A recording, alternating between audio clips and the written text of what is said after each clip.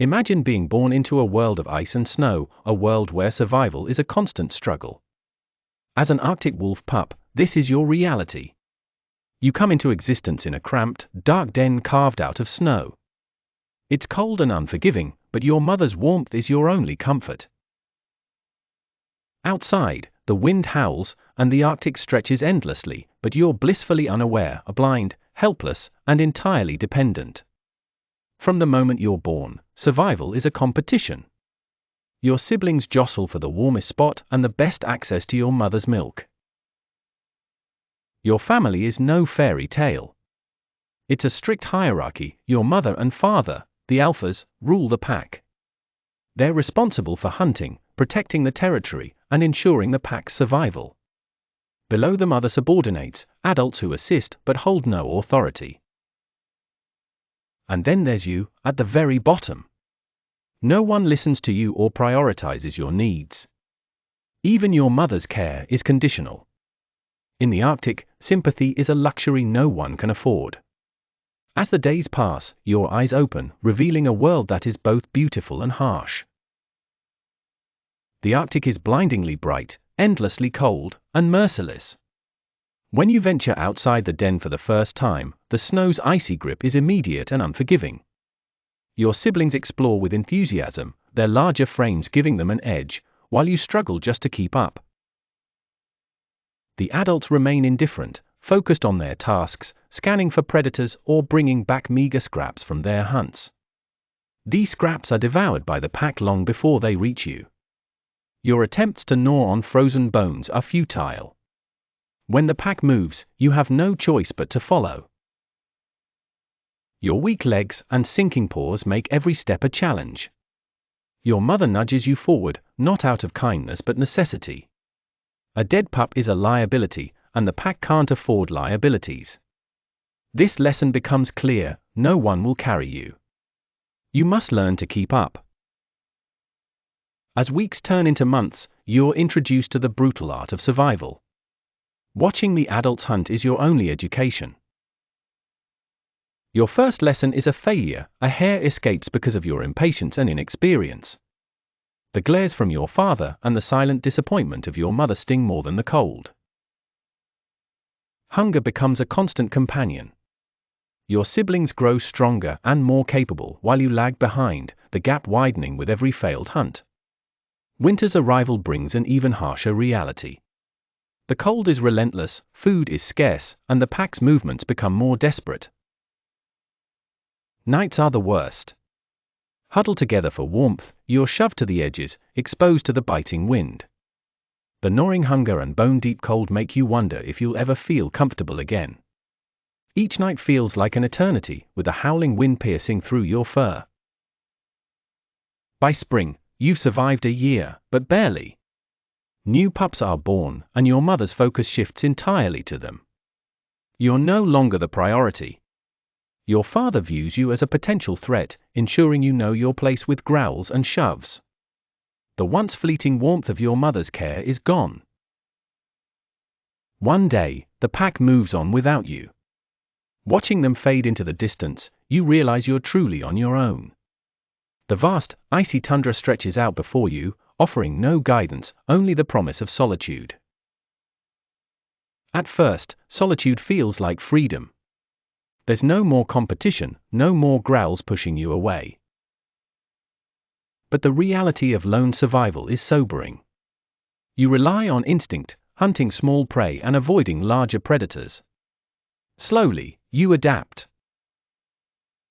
Your movements become more efficient, and the rhythm of survival takes hold. Every small victory, a hare caught, a scavenged meal, becomes a testament to your resilience.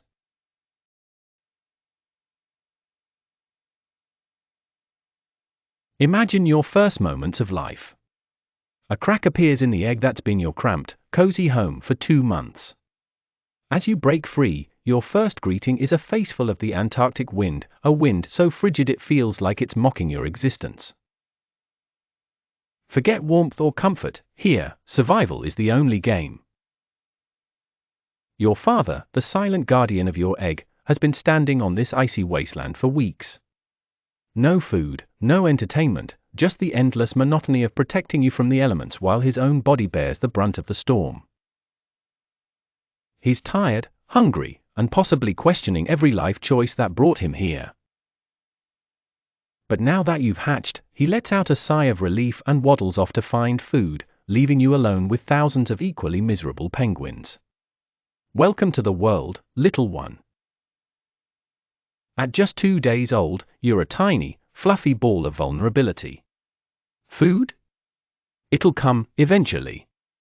Your dad is out sliding across endless ice sheets to the ocean, where he'll dive into freezing waters, risking life and flipper to bring back a stomach full of pre-chewed fish. Meanwhile, you're left in the chaotic nursery of chicks, huddling together in the freezing wind like a living snowdrift.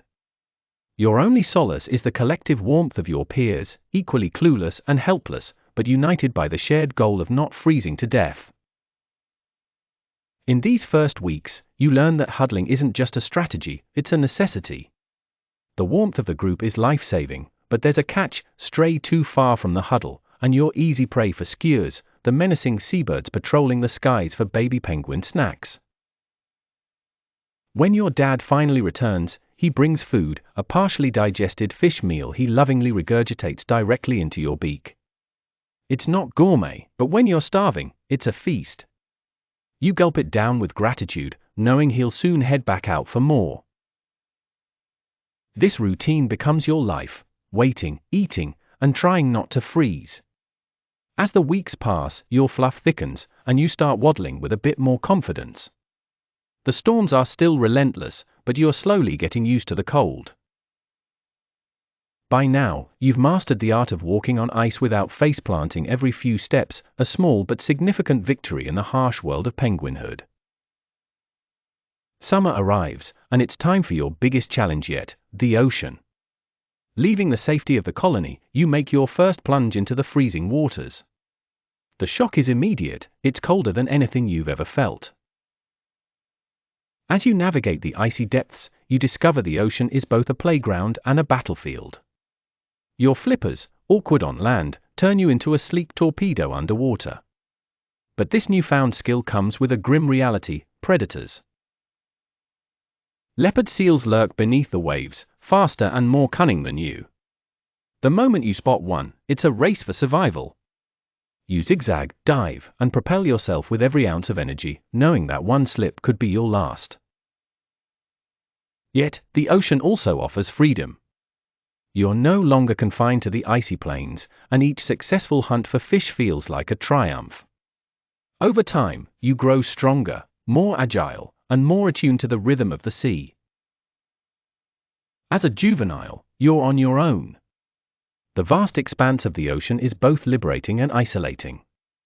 Days blur into weeks of solo hunting, dodging predators, and learning to navigate this watery world.